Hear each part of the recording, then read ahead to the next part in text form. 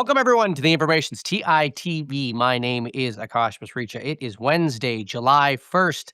Today on the show, the White House has lifted export restrictions on Anthropic's Fable 5. We'll find out how the administration came to that decision. We'll dive into Anthropic's quiet takeover of workplace apps, which is now expanding into Microsoft Teams. We're then taking a closer look at Elon Musk's inner circle at Tesla and what it tells us about a possible merger down the road with SpaceX. And to close out the show, we've got Bradley Tusk coming on to talk about the current state of AI regulation. It's going to be a great show, so let's get right on into it. Fable is back. The White House has eased its export restrictions on Anthropic after its latest model was effectively put in purgatory after a brief release. For more on that story, I want to bring on our AI and politics reporter, Leo Schwartz. Leo, welcome back to the show. It's great to have you here. Good to be here. Fable's back. Fable's It's back. It was, what was it, 2 weeks? Week and a half? Just over 2 weeks. Okay, just over 2 weeks. What changed? Why did the government give? Did anything change? I think that's a good question. I don't know how much we actually learned over these very wild last 2 weeks. After a lot of reporting last night, Anthropic finally put out a lengthy blog basically explaining what did change. And if you remember, this all stemmed because of an Amazon report where the company found a vulnerability or a jailbreak in Fable that basically surfaced different security risks the model could do. Anthropic, when this was surfaced by the White House, said, this is present in every model. It's not really an issue. It doesn't surface the mythos capabilities that are inherent in our model. The White House obviously disagreed, put on these export controls. And what we can glean from the blog that Anthropic put out yesterday is really not that much changed. Anthropic did put on what's called a classifier that would basically block those type of requests that were surfaced in the Amazon report. But as it said over and over again in the report, we still don't really think this was a big deal, but we're fine putting on this extra layer of protection, which all that might mean for users is a bit more annoyance when they try and do basic debugging or other tasks and they get rerouted to a different model. As long as Andy Jassy is happy. I mean, if you recall, we reported that it was Amazon, as you said, that kind of started this whole journey. Talk about this classifier thing. I mean, how hard a concession was that for Anthropic to give? It seems like it was a pretty minor change. What Anthropic said in the blog post is this will just, it adds to the defense system that we already had. It will just basically block even more requests. And the way they framed it is you'll probably notice this for more basic tasks that you're trying to do. But for the most part, we don't really think it was an issue in the first place. And what's interesting is they said in this blog post that they'd actually already worked with Casey, which is an AI safety institute under the Commerce Department, before this to work out this type of defense system. Casey had already approved it, and they approved it now. So if you read between the lines, what Anthropic is basically saying is not much has changed, but we did this fix to appease the government. And sorry, Casey, what is that? Casey is a small center within the Commerce Department. It's the Center for AI Standards and Innovation. It's staffed with technical experts who can basically look at different standards within models and make sure that they're safe. It was started under the Biden administration. It was renamed under Trump to take safety out of the name and significantly lowered in its amount of staff. But it worked closely with Anthropic in this last 2 weeks of negotiation to basically make sure that everything was above board. Now, in the background here, we obviously have OpenAI, who is working with the government as it seeks to release its own model. How much of a fire do you think that lit under Anthropic to maybe, develop this classifier system quickly? Do you think there was a little bit of a rivalry there in that, well, if OpenAI gets their model out there faster, then, adoption could suffer? What's interesting is that the roles are almost reversed now. So Fable is out there, and OpenAI's 5.6 is now in this limited release. So Anthropic does have a bit of a lead there. But I don't know if it necessarily changed the situation from Anthropic's standpoint. I think when the government implemented these export controls, Anthropic was very incentivized to work on a solution. Obviously, they knew that OpenAI had been talking about releasing a model with similar capabilities. It does seem like, though, that the government understanding that OpenAI was right around the corner did push it to move a little faster with Anthropic and make sure that there was a bit of a level playing field. Now, you wrote last night that industry figures hope a forthcoming executive order will replace ad hoc decisions with a predictable evaluation process. How likely is that? I think this is the magic bullet that every company is hoping is going to come right around the corner in August. If you remember, we reported about the AI framework that's getting implemented by the early June executive order that gave 60 days for this framework to be created. As we've reported, there hasn't really been that much progress on it. There's only been one session that the government has held with industry to talk about what that might look like, although we know that there's been some smaller communications and back channeling with companies. So we're now just a month away from when that's supposed to be implemented. And theoretically, once this is there, this will be a framework to make sure that companies know what has to be done for a model to be released. Although, if you remember, it is technically voluntary. I don't know how voluntary it actually is. Whether this will be a catch-all to make sure that this type of situation never happens again really remains to be seen, especially as models get more and more advanced in a way that I think is a little faster than the government can keep up with. Right. In other words, the answer to the question, well, what happens to future Anthropic model releases, that really depends on what the framework that comes out probably in about a month actually says, because uh, there's no way of knowing without knowing that framework, then whether or not models will get stuck in this limbo or purgatory phase upon release. Yeah, so the framework will, have certain benchmarks that if models reach them, then they'll be covered and they have to submit the models to the government for some period of time before they launch. But what's also interesting from this blog that Anthropic put out is they're developing a separate framework. And this is a framework for assessing with private industry how to look at security vulnerabilities in models and how to approach them. So I think what we're seeing is just a lot of different types of solutions being put forth, some by the government, some more of a self-certified system that private industry will probably do. And the looming question over all of these is, will they be able to keep up with the very fast moving field of frontier models? Right. Great. Leo, well, I want to thank you for coming on. That is Leo Schwartz, our AI and politics reporter here at The Information. We will have more coverage on the Fable story towards the end of the episode. We've got Bradley Tusk coming on. He is an expert on all things regulation. But in the meantime, the information has more exclusive reporting that I want to get through first. Anthropic is prepping an agent for Microsoft Teams, which could be in competition with Microsoft's own Copilot AI tool. I want to bring on our Microsoft reporter, Aaron Holmes. Aaron, welcome back to the show. It's great to have you here. It's a pleasure as always. Tell me about this new Anthropic agent that's going to come about in Teams.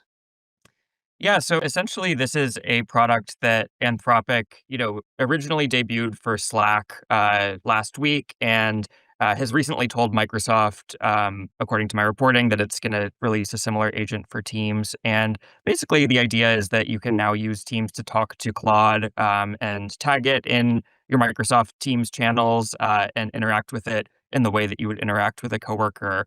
And, this, as you noted, is interesting because Microsoft has its own Copilot feature, which directly competes with Claude and which they would love more of their customers to use instead of Claude. But, they're taking a conciliatory approach. And so far they are, open to Anthropic or other AI agent makers having these plugins directly in Teams in front of their customers.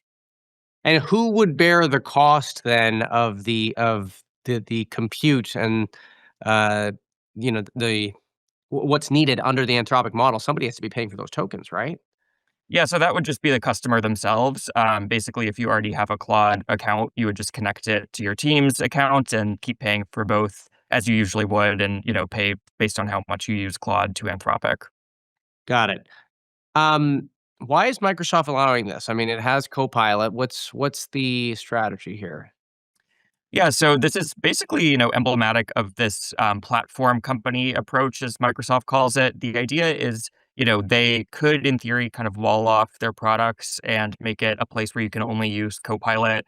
But their bet is essentially that, if customers already want to use a tool like Claude, they might as well be using it inside a Microsoft app like Teams. And I think the strategy there is essentially about sort of owning user behavior. And if Teams becomes the place that you're talking to all of your AI agents, which is kind of how Microsoft CEO Satya Nadella has pitched this vision for the product, that probably means that you as a company are more likely to keep renewing your Teams license if your employees are using it that way.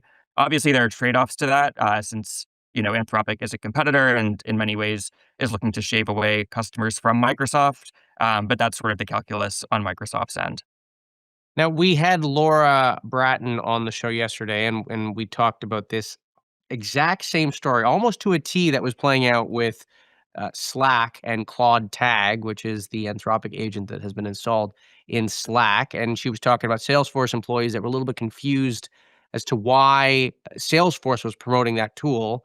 I mean, you've sort of outlined the same approach here. Do you get the sense that Microsoft employees are confused in the same way, or is everyone pretty bought into this vision of, we're selling Teams, we want Teams to be the best product, we're on board with whatever it takes?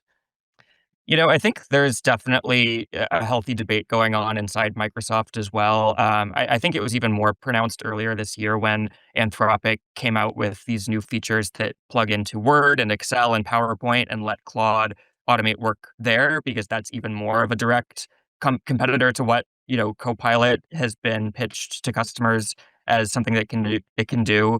But at the same time, I think that there's an acknowledgement inside Microsoft that right now, and especially earlier this year, Claude was sort of the front runner in the enterprise AI market.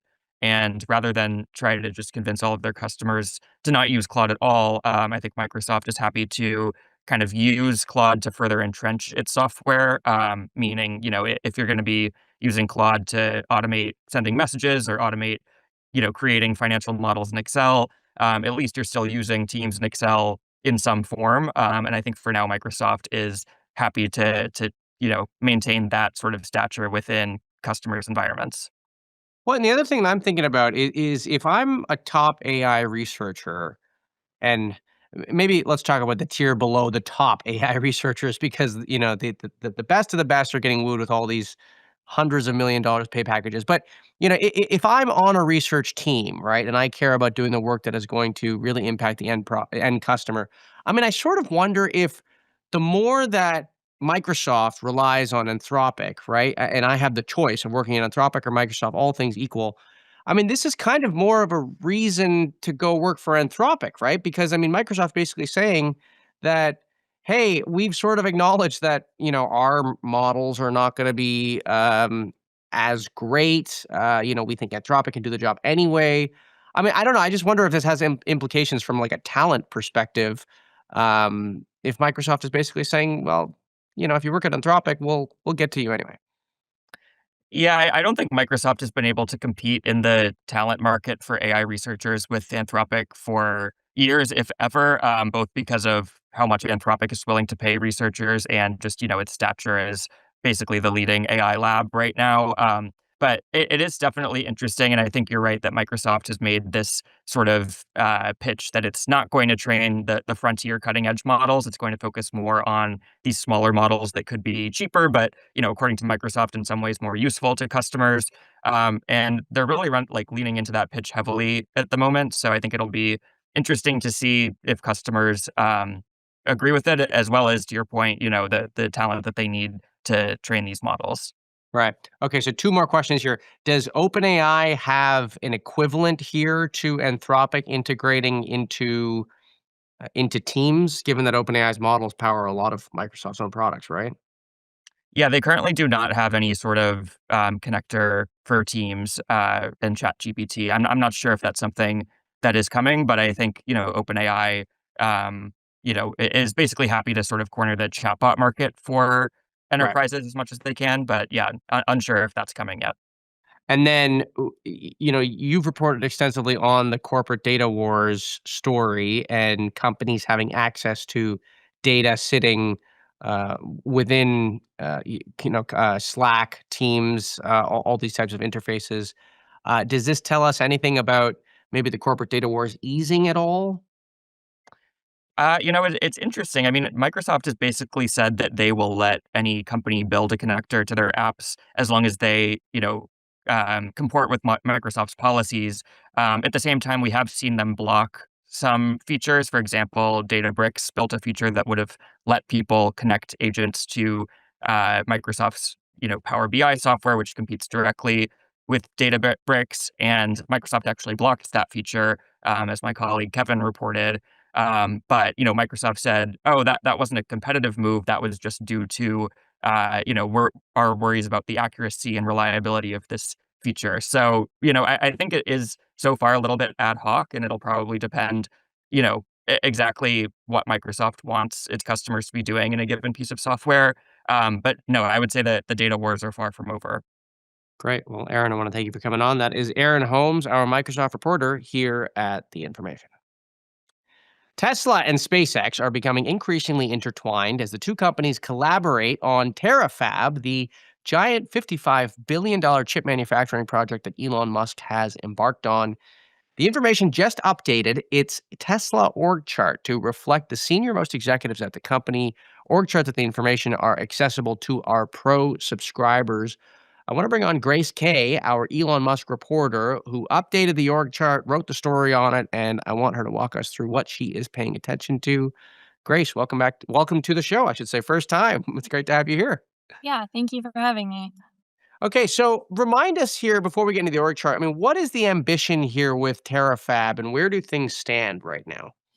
Yeah, I mean, I would say it's one of Elon Musk's most ambitious projects. So it's a semiconductor manufacturing facility spread across three of his most important companies. It's a collaboration between SpaceX, Tesla, and XAI. And basically, he is trying to, bring this vertically integrated approach and create these chips that could power full self-driving, Optimus, and data centers. So basically spanning across his companies. But right now, it's very early in the process. So he's still bringing on talent, across the chip industry, bringing them in from Tesla and SpaceX to work together and getting permits. Right, so And they haven't actually made any. They're still sort of in the yeah, planning phase, so nothing's really been yes, it's constructed yet? very early. He had Okay. just announced it in March, but it's something he's really kind of hyped up on Twitter, something he's, building up in the company right now.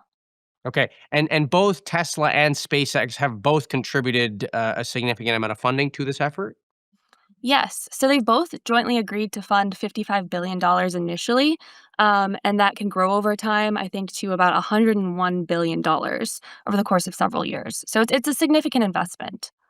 Okay, so now let's get to the org chart that you published. You documented I think it was 70 people approximately at Tesla across the whole company. One of the themes that came of the org chart, which you point out in the story, is that a number of these people are working on the Terrafab effort. What did we learn about who at Tesla is directly involved in that program? Yeah, so we learned that there's a lot of SpaceX people in Tesla working on this endeavor. So John Fetterspiel, who was a senior level product engineering person on Starlink at SpaceX, is the leader of the project and is reporting directly to Elon Musk. They've brought in a number of people from Starship, Starlink, Dragon engineering and managers to work on the project, and they are also listed internally at Tesla. They've also been recruiting a bunch of people from Intel. We found four key hires over the past few months, including um, Gary Yang, who is like a 17-year veteran at Intel, and is considered a pretty significant hire for the team. And when you say bringing them in from SpaceX, I mean, I just want to make sure I understand this. Is this Tesla hiring people from SpaceX, or is this just people from SpaceX that are sort of like on secondment over at Tesla or something like that? Yeah, it's pretty confusing because it's kind of a unique deal, and it's a very Elon Musk thing. So they're working at both companies. So they're brought in as SpaceX partners, is what they're identified in the org chart. They have their own roles at SpaceX, but then they're also in internal Tesla systems because they're working together. So they're still employed by SpaceX, but they're also working with Tesla. In other words, I think their LinkedIn like literally has to say, "I'm just working at the Musk Corporation," because there's Yeah, there's really Musk no other way ecosystem. to describe it. So you talked about some of the people here, which are interesting. I wondered, as you looked at the Tesla org chart as a whole, other than the number of people who are intimately involved in the Terrafab effort, were there other themes that you drew from the org chart or other questions that you came up with in terms of how the company is structured? Yeah, there's a few interesting things. So one thing I noticed is this year only one of Elon Musk's direct reports is left, and that's kind of quite a contrast to last year where he lost several direct reports. And generally, he's known for having a lot of turnover. So he lost Raj, who was leading Tesla sales and AI efforts at the company, and Raj's responsibilities were spread across three new direct reports to Elon Musk. And they're also kind of emphasizing this focus on AI in the company. So there's multiple new roles around like bringing AI to the factory, AI infrastructure at the company, and then of course there's the humanoid robotics program under Konstantinos, Lascaris, and Ashok's autopilot team. So there's a lot of different people reporting to Elon Musk working specifically on AI. And last question for you, Grace. I mean, what did this tell us about a possible merger between Tesla and SpaceX? Like, does it make it more likely based on the way the organization is structured? It's hard to say. It's definitely a rumor inside the company and something that investors are talking a lot about. It's something I'm very curious about. I do think it shows us that they are collaborating more than ever and getting closer and closer. Whether that means there's going to be a merger or not, I mean, it's too soon to say. Great. Well, Grace, I want to thank you for coming on. That is Grace Kay, our Elon Musk reporter here at The Information. Our next guest is an expert on all things regulation, and more importantly, in an era where tech policy is just about as dynamic as it has ever been. Bradley Tusk, founder and CEO of Tusk Ventures, is one of few people that can help us make sense of it. Bradley, welcome to the show. It's great to have you back. Yeah, thanks for having me back. Okay, so Fable is back. It was just over Yep. 2 weeks. Yep. We're back in business. What were your reflections on this whole saga? I mean, I think that the broader lesson to take from all of this is all a white space, right? And if you think about it, it's not totally unusual in the sense that Uber was a white space, crypto was a white space, autonomous vehicles are the white space. By definition, the people who are watching this show are involved in exploring and creating technology of something that hasn't been done before. Otherwise, why would you do it? And when it comes to regulation, frequently, if it's a new thing, there is no existing framework to work in, because if the bureaucrats could have thought of the ideas and built them into companies, they would do that instead of being bureaucrats. And so then whether it's AI or anything else, the question is, how do we take this new thing, and AI is obviously evolving faster than almost anything else I've ever seen, and come up with the right regulatory framework for it? And I think there are a few different competing factors that it's helpful to understand when you're thinking about AI regulation, whether it's something like Fable or a chatbot, right? Or anything else, which is one, as much as everyone like us likes AI, is excited about it, the public does not. It is wildly unpopular. And that is true in red states, in blue states, at the state level, federal, local. People are very scared about losing their jobs. They're very scared about catastrophic harm caused by frontier models. They're scared about chatbots doing mental health, telling their teenagers to kill themselves. And it's not to say that all of their fears are valid, but it doesn't matter if they're valid or not. If they feel that way, then the elected officials who represent them are going to want to reflect those anxieties in law, in policy, in regulation. Because if you're a politician, your goal is to win the next election and stay in office. And the way you do that is making your voters happy, right? So the first thing is just a mind shift, which is to understand the way that we see this and the way that they see this are radically different. And where founders, in my experience, fail the most around regulation is when they think, well, I'm so much smarter than they are, and I know so much better than they do. Why can't they just listen to me and do what I say? And the answer is because they don't care about you, right? They care about their politics, their election, their career. And if you can't explain what you need in terms that work for them politically, it doesn't matter how smart you are. It doesn't matter that you went to Stanford or you were in Y Combinator or AZ16 invested in your seed round. Like, that's all totally irrelevant to a Right. governor, state senator, or whatever else. So that's, yeah, go ahead. What do you think this tells us about future model releases, though? I mean, we've got this we had the AI executive order. We have Yep. the 60-day period, I guess, waiting period. We're 30 days out maybe from some kind of a framework. Do you think that models are going to get stuck in this purgatory phase from now on? You know, yeah, probably. But the reality is, and maybe I'm not being pro innovation enough when I say this, but if you are releasing technology that has this level of power and this ability to shape things, to expect there to be no sort of regulatory review is totally unreasonable, right? If anything, Trump's order was probably way too milquetoast and way too lax, right? So like Right. It was voluntary. It was like, do what you want. voluntary 30-day review. If you're talking about systems that can hack through any corporation's, infrastructure, if you're talking about systems that in theory could, launch drone strikes without any sort of human, authorization or whatever else, the idea that government would want and need to have a say in all of that is not unreasonable at all. So I think that if you're doing a product release, whether you're Anthropic or anyone else, you have to build that into account. And the other thing is, this is not a beg for forgiveness situation, right? This is some combination of ask for permission or at least be proactive. And the more that, there's a quote from Pericles that just because you don't take an interest in politics doesn't mean politics won't take an interest in you. And the more that you put your head in the sand and either think, oh, they won't notice, or we'll deal with that problem when it comes, or they're so stupid that when they realize how smart I am, they'll just do what I want. That's how you lose, right? And you need to be proactive and thoughtful around who politically has jurisdiction over this, what will their concerns be, how do I alleviate them? And the more that you wait to the last minute, the more you're going to be frustrated because then they are going to come in and stop you from your release or whatever else you want to do. So you got to be smart and proactive about this, just like you are with your engineering, your fundraising, your go-to-market, and everything else. Right. So if you were to sort of take apart the differing political playbooks of Anthropic and OpenAI, I Yep. mean, OpenAI, we just had our AI and politics reporter on the show. OpenAI took a more proactive approach with 5.6, right? They went to the government. They said, hey, we want to do a phased out release.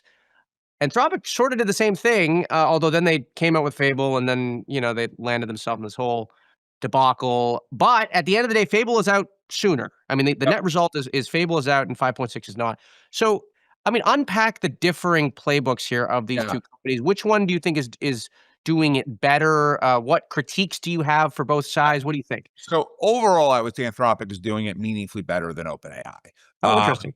I think, and we'll put this specific thing aside for a moment and come back to it. But overall, I think it's kind of Luke Skywalker and Darth Vader. And I think that OpenAI has in many ways embraced the role of Darth Vader. And I think that Anthropic, they may not be any more moral, any more ethical, anything else, but they come off that way, right? So when they refuse to do the DoD stuff, the reason that was so smart is one, they couldn't really actually take them out of the system anyway. We're literally in the middle of a war when that happened. But two, it looks like they care about humanity. It looks like they care about morality. So reporters, regulators, advocacy groups say, oh, these seem to be the good guys. Whereas OpenAI seems to constantly sort of embrace the role of villain, right? And like, even I'll give you a very narrow example. We had congressional primaries here in New York last week. And one of the candidates for one of the races, I mean, Alex Boris, he's a state rep, but he was the main sponsor of the RAISE Act in New York, which was one of the few laws passed in this country on a state level to regulate frontier models and hyperscalers. And OpenAI hated the bill. And they said, we're going to make sure Boris doesn't win, and we're going to teach him a lesson and show everyone that if you mess with us, here's what happens to you. And they spent $8 million against him, which in a congressional primary is a lot. And it backfired so badly that they propelled his campaign. He didn't win, but he came a lot closer than he would have otherwise because people said, oh, I hate OpenAI. I don't like AI overall. He's the guy that seems to be, looking out for me to protect me from AI. I like him. So I think that OpenAI kind of keeps sort of sticking their foot in their mouth. Now, look, they have built a really good relationship with Trump. Stargate, obviously, kind of the beginning of that. And that obviously means something.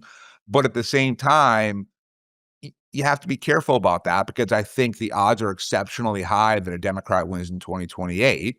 And whoever that is going to come trying to undo everything Trump did on every sector.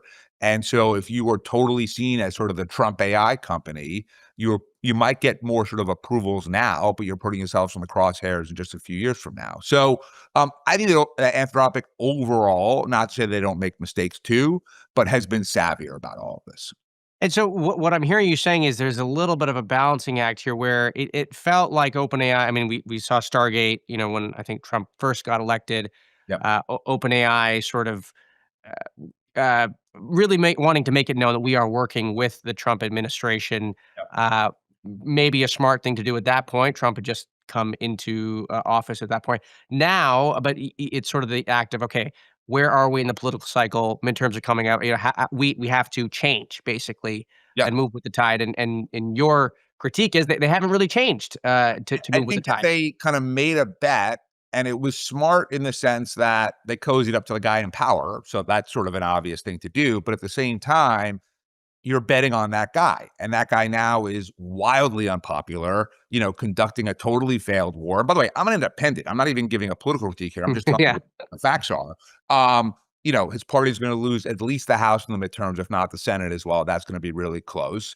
And so if you have someone that keeps getting more and more unpopular, it keeps having less and less power, and you are totally seen as, lockstep with that person, you bear the risk of all of their flaws and mistakes. And Trump is a risky proposition for anyone at any time. So now, one of the things you've talked about as a way for tech companies to sort of gain momentum politically is to sort of establish a critical base of fans. I mean, this is something Yep. that you've talked about. Are there enough fans of AI? Is it even possible to build a critical mass of fans with AI? Because as you said, it's the most No, anxious it's hard. It's technology. really hard, right? So like for Uber or FanDuel or Bird, crypto has done this well. We've been able to sort of build grassroots coalitions of our customers and then mobilize them politically, and that has worked really well. The challenge here seems to be that people use, various AI platforms, but they don't like that, right? So like OpenAI has their chat's got like 800 million weekly users. That's incredible, but it's almost a little bit like the phone company. Everyone has a phone. Is anyone out there being like, I love Verizon or I love AT&T? No, they're somewhere between like neutral or annoyed, right? And so you've got to figure out how to give people something that they really feel like they're part of. And then also the way that you're able to mobilize them is usually because they're at risk of losing it. So the vast majority of people just want to be able to use chat or Claude or Gemini or whatever it is, but whether it's Sonnet or Fable or this or that, like they don't know or care, right? That doesn't matter enough to real people to motivate them in any way. And so you've got to basically have a situation where they're at risk of losing something that regular people will be upset if they don't have access to it. And you have to sort of create a dynamic for that, and they have not done so. Great. Well, Bradley, I want to thank you for coming on. That is Bradley Thanks. Tusk, CEO. Oh, sorry. No, I just said thank you for having me. Oh yeah, it's always a pleasure. It's always a great conversation. And I imagine that we're gonna have to have you on more often because I'm I think happy we're to gonna have a come. couple of these skirmishes coming up here. Yeah, There, just a few. Just a few. By the way, I wouldn't even get to like data center debates or, job displacement debates or consumer protection debates. I mean, this is like one piece of a bigger puzzle. So yeah, this topic is not going, you guys are not going to lack for content on this for a very long time. not at all. Bradley, I want to thank you All for right, coming on. Josh, That thanks is for having me, man. I appreciate it. Bradley Tusk, CEO and founder of Tusk Ventures here on TITV. That does it for today's show. A reminder, we are on this stream Monday through Friday at 10 a.m. Pacific, 1 p.m. Eastern. If you can't make it then, episodes are available on theinformation.com, on our YouTube channel, or wherever you get your podcasts. Make sure to follow us on social media, on X, on Instagram, and on TikTok.